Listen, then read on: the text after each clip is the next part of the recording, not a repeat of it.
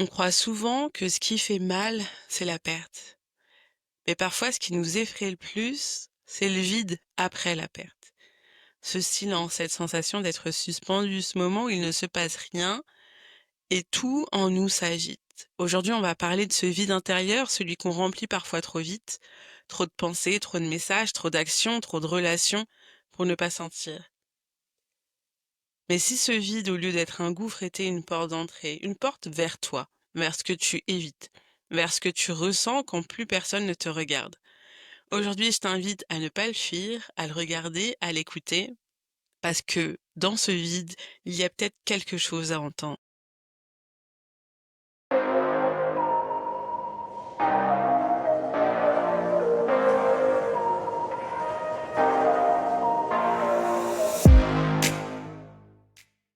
Bienvenue dans ce deuxième jour de revenir à soi. Hier, on a exploré une première chose, l'oubli de soi dans la relation. Aujourd'hui, on est dans ce qu'il reste. Quand la relation s'arrête, quand elle ralentit et quand l'autre se retire. Ce moment-là, ce creux, ce vide dont on parle pas trop mais qu'on connaît presque toutes. Ce qu'il faut bien comprendre, c'est que ce vide qu'on fuit, il n'est pas si vide. C'est jamais juste du vide. Il est plein. Plein de ce que on n'a jamais voulu ou su ressentir. Ce vide, c'est souvent le premier endroit où se logent les inconforts. L'ennui, la solitude, l'insécurité, le doute. Plein de choses qu'on n'a pas su poser ailleurs. Plein de sensations qu'on a mises sur pause depuis longtemps. Plein de questions sans réponse, plein d'attentes jamais nommées, plein de manques qu'on traîne derrière nous même quand on dit que tout va bien. Et aussi parfois cette sensation d'inutilité. Si personne n'a besoin de moi, est-ce que j'ai une valeur? Alors on comble, on occupe l'espace même sans le vouloir. C'est ce moment où t'es seul chez toi, il est 19h, tu poses ton téléphone et dans les 3 minutes qui suivent, t'es déjà en train d'ouvrir Instagram, puis WhatsApp, puis tu repenses à ce message auquel il n'a pas répondu, ou à celui que tu pourrais envoyer, ou à cette amie que tu n'as pas appelé depuis un moment, mais dont t'aimerais qu'elle te dise « tu me manques ». Tu entres dans une boucle où, potentiellement, tu ouvres YouTube en bruit de fond, tu fais semblant de ranger, tu scrolles, tu anticipes, tu cherches un message qui ne vient pas, mais ce que tu cherches, c'est pas du bruit. Ce que tu cherches, c'est une présence. Parce qu'en vrai, ce vide, il t'envoie des signaux et tu le sais. Tu sais que derrière cette panique discrète à ne rien faire, il y a cette peur ancienne de ne pas compter, de ne pas être regardée, de ne pas être importante si personne ne pense à toi là tout de suite. Ce vide, on l'écoute jamais, presque jamais, parce que on croit qu'il va nous engloutir. Mais souvent, ce qu'il y a dedans, c'est juste une part de nous qui attend qu'on l'écoute. Et ce que tu ressens dans ce silence, c'est peut-être ce que tu ressentais déjà il y a quelques années, à 7 ans, quand tu attendais qu'on te demande si tu allais bien et qu'on ne le faisait pas, ou quand tu pleurais seul dans ta chambre et que personne ne venait frapper à ta porte pour savoir comment ça allait. C'est une petite fille qu'on a laissée en plan quand elle avait peur et à qui on n'a jamais appris que le vide pouvait être sécurisant. Alors aujourd'hui, cette peur du vide, c'est pas juste une angoisse, c'est une mémoire, encore. C'est la mémoire d'un moment où personne ne vient. La mémoire d'un moment où être seul voulait dire être oublié, où le silence voulait dire bah tu n'existes pas. Et tu t'es promis inconsciemment de ne plus jamais ressentir ça. Et tant que cette mémoire n'est pas regardée, elle continue de s'activer. Et on court. On court après le bruit, on court après les relations, on court après les preuves, les signes, pas pour avancer, pour fuir ce qu'on n'a jamais osé habiter. Tu remplis, tu aides, tu cherches, tu donnes, tu t'excuses, tu anticipes, tu scrolles. Parce qu'en dessous, il y a cette petite fille qui n'a pas appris que le silence pouvait être doux, qu'il pouvait être plein de soi, et pas juste un vide rempli d'absence. Mais voilà le paradoxe, ce qu'on cherche dans l'amour, c'est d'être pleinement vu. Et tant qu'on ne peut pas se voir dans le silence, dans le vide, on ne peut pas non plus se sentir vraiment choisi, parce qu'on n'est jamais là avec soi. T'as pas appris à t'habiter toi-même parce que pendant longtemps, on t'a demandé d'être là pour les autres et maintenant, tu as le droit de le réapprendre. Ce que je te propose aujourd'hui, c'est pas d'aller combler ce vide. C'est pas non plus de le fuir moins vite, c'est juste de commencer à le regarder autrement.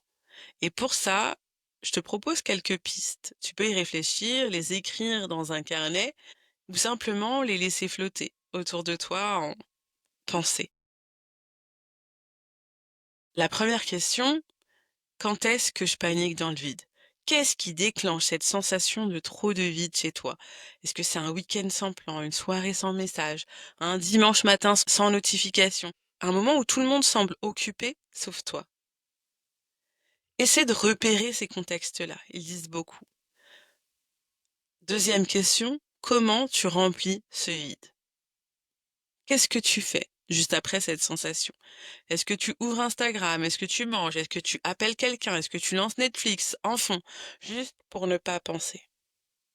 Ce que tu fais, c'est pas un problème. C'est une réponse apprise, un automatisme. Et à partir du moment où tu le vois, tu peux choisir autrement. Troisième question: ce vide, de quoi il a peur? Ferme les yeux, respire un peu et pose-toi la question: et si je ne fais rien, qu'est-ce que j'ai peur de ressentir? Est-ce que c'est la solitude, le rejet, l'oubli, le fait que personne ne pense à toi si tu n'envoies pas un message? Sentiment d'inutilité? Le fait que tu n'aies pas de rôle, pas de mission, pas de lien à entretenir? Sois honnête avec toi, pas pour t'accabler, mais pour te retrouver. Quatrième et dernière question: ce vide, si tu l'écoutais. Si aujourd'hui, juste quelques minutes, tu ne le comblais pas, tu ne le remplissais pas, tu ne le cachais pas, et si tu lui laissais un peu d'espace pour voir ce qu'il veut te dire? Pas besoin de méditer des heures ou de devenir silencieuse pendant 3 jours, juste 1 minute. Une respiration, un «je suis là avec moi». Tu peux partager ce que ça fait naître en toi ici en commentaire ou dans le groupe. Ça, c'est un espace pour ça, pour déposer, pour être lu. Et si tu veux garder tout ça pour toi aujourd'hui, c'est parfait aussi. Tu sais, on parle souvent d'être là pour les autres, de soutenir, d'écouter, d'accompagner. Mais qui t'a appris à être là pour toi quand il reste plus rien à faire? Quand il y a personne à rassurer, personne à aider, personne à séduire? Ce vide qu'on redoute, c'est parfois l'endroit exact où on se retrouve soi.